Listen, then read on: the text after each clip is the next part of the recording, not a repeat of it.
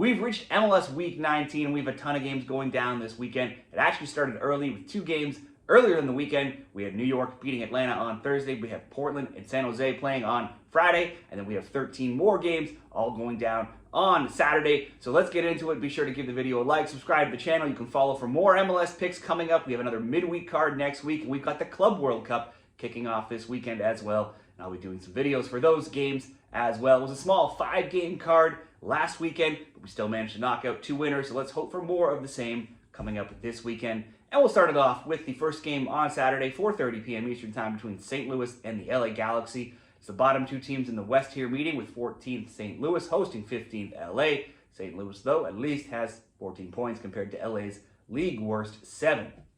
St. Louis got that new coach bump for 1 game at least. They beat San Jose 2-1. It looked like they'd go undefeated in 2 games under the new coach.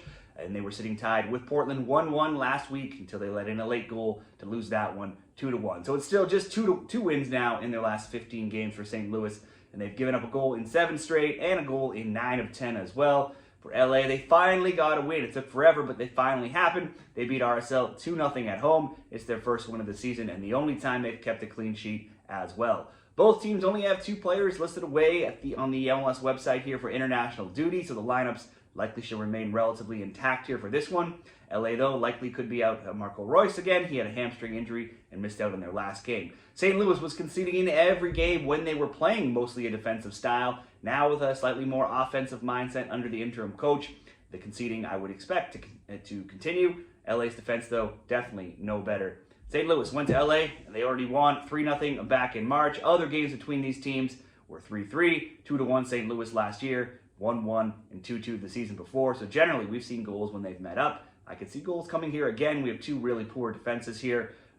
St. Louis at home, probably trying to play a little bit better, a little bit different under the new coach. LA finally getting a win, getting that monkey off of their back. I think we can see a goal here from both. That's only around -188 at Bet365.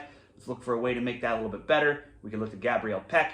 He's had a shot on target in 3 of his last 4 games. In fact, he's had 4 attempts, 2 on target, 0 and 0, then 4 again, 2 on target, and 3 and 2 on target in attempts and shots in his past 4 games. We throw him in there to have a shot on target. That'll at least get us to -125. Gabriel Peck, 1 or more shots on target. Both teams to score -125 in that game.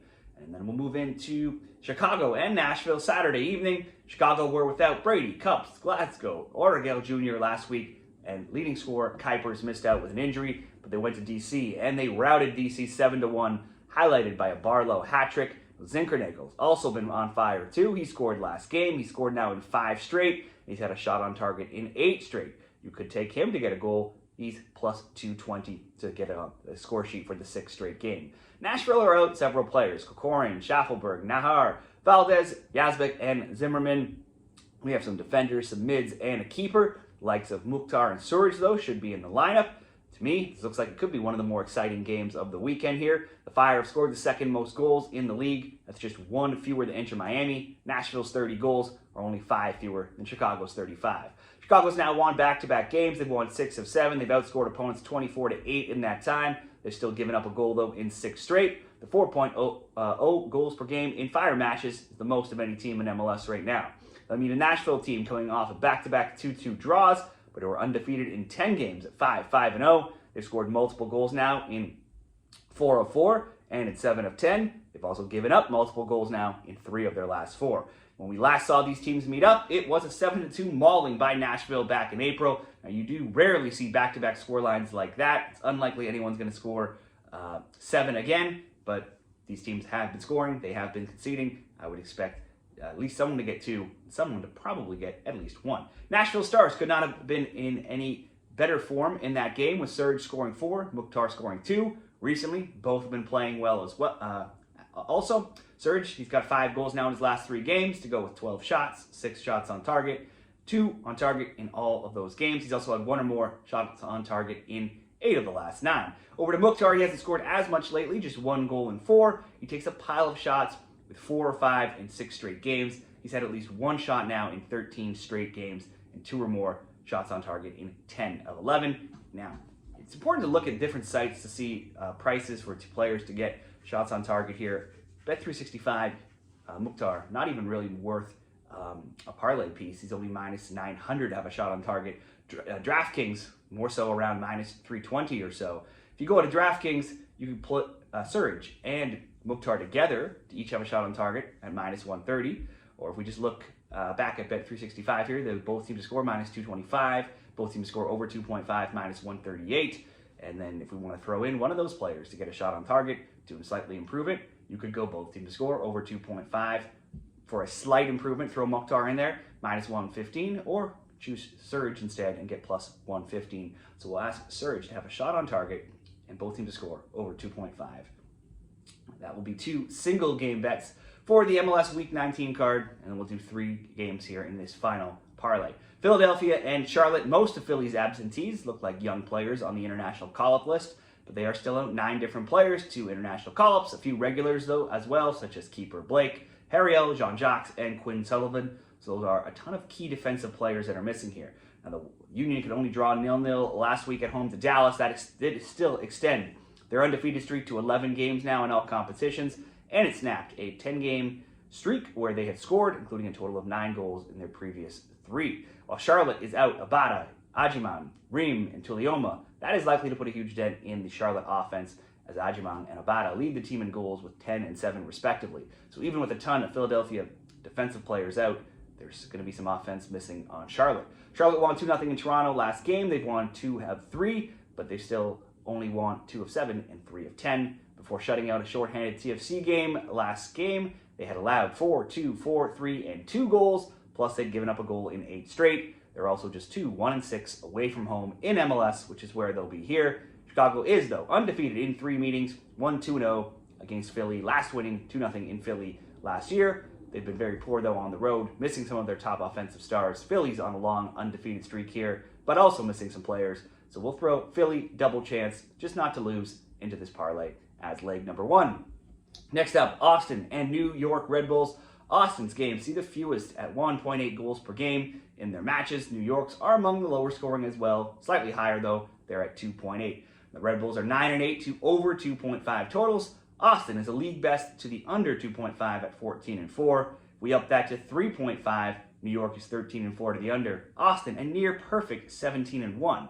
Austin's games have all been tight. They went into last week winless in 3, but then beat Colorado 2-0 at home. It's only 2 wins in 8, but then only 1 loss in 7, and they've been piling up the draws in that time. Only once in 7 games has Austin given up more than 1 goal. Only twice in 8 games have they scored more than 1 goal. The Red Bulls, they're heating up though right now. They have wins of 2-0, 4-2, and 2-0, and they're now undefeated in their last 4 games, drawing once before those wins. Now, 3 of those 4 games were at home. They'll be on the road here where they're only 1, 2, and 5, and they've been outscored 11-5 in those games.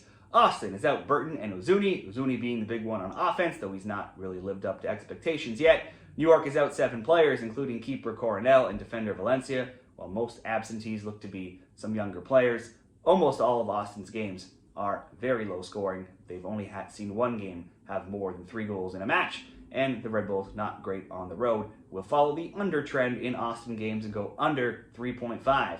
And finally, Houston and Montreal. Houston has one of the smaller international call-ups lists that are on the website there for MLS, with only McGlynn and Rains from the midfield missing out. For Montreal, it's not that much bigger, but they are out Grom Roche, Saliba, Neely, and Waterman. Saliba started last game, and they'll also be out forward Veroni, who took a red card in the 3-0 loss to New England. So that's also one of their top offensive players. Houston has been all over the map. They started the season poor. They only had 3 losses. Then they only had 3 losses in 12. Now they've only had 1 win in 4. Their last game was a 3-1 loss at Sporting Kansas City. But prior to that, it was a 3-0 win and a 3-3 draw. Now, one or both teams have also scored at least 3 goals in each of their past 4 games, whether it be them, their opponents, or both. The over 2.5 has gone 6-2 in their past 8 as well. Montreal still only has 1 win on the year. They've been outscored 32-12. They're winless in 4. They've allowed multiple goals in 4 straight, 3, 4, 2, and 6 goals in those games, and they're coming off losses of 4-2 and 3-0. I don't think Houston is a great team, but at home, I think they have enough to get the win over Montreal. We'll ask Houston to win, Austin and the Red Bulls to go under 3.5, and Philly double chance to come in at plus 155 in that 3-game parlay. The good news about those games is that they're all being played around the same time.